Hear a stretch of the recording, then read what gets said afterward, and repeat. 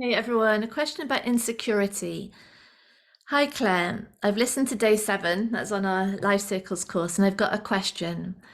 What happens when your problem brings up all kinds of insecurity?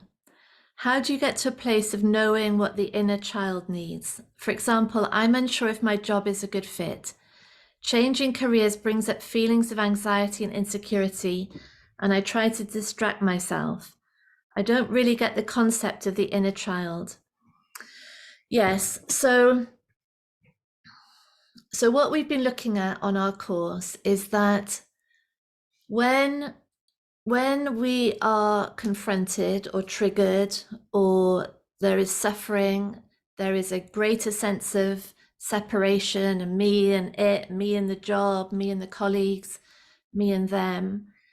In those moments, the experience that's going on isn't really what's happening now. It's a created version based on all the needs, fears, insecurities, shame, shocks, trauma, hurts, wounds that have been built into the system and which are continually projecting out a world of people and events and circumstances and a self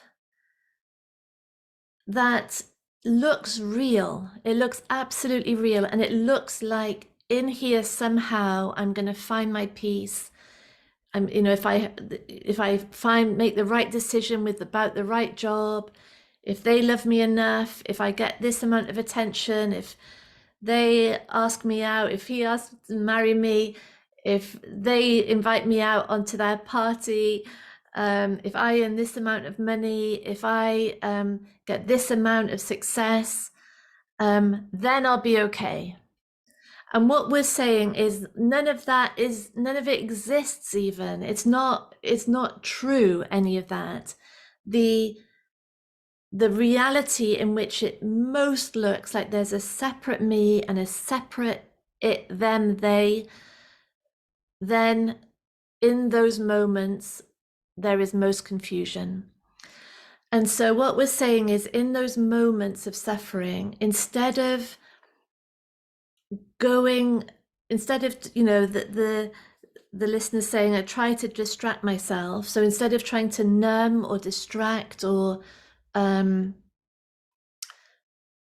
mask the feelings that are going on in the body, we need to have them. And instead of absolutely believing this reality, we need to start really getting curious with it, asking the question, what is really going on here? What is true here? What is a projection? And in this way, insecurity becomes the gateway through which the whole mind-body system returns to reality. It's like a trick. It's like an illusion. All of this. It's not as it appears. But the more insecure we are, the more shamed we are, the more fearful we are, the more we're struggling within this world to try and fix ourselves and be someone and do the right thing, make the right decision. But it's impossible because the world that is being seen is just a mirror of that insecurity. So parenting the inner child, what we mean by that is the truth of us, the unchanging constancy of us, the consciousness, love, intelligence, presence, aliveness, allows all of these emotions that we couldn't experience as a child, the events, the wounds, the knocks to the system, it allows them in this present moment now. We forget trying to secure ourselves. We're just allowing whatever is there to be had. And at the same time, entering a way of life really in which Nothing in the outside world is taken as true in the way that it appears. Nothing. Particularly when we're resistant and resentment or insecure, suffering. It's impossible that we are seeing clearly in that moment. And so this is an ongoing healing. It's the end of life as we knew it.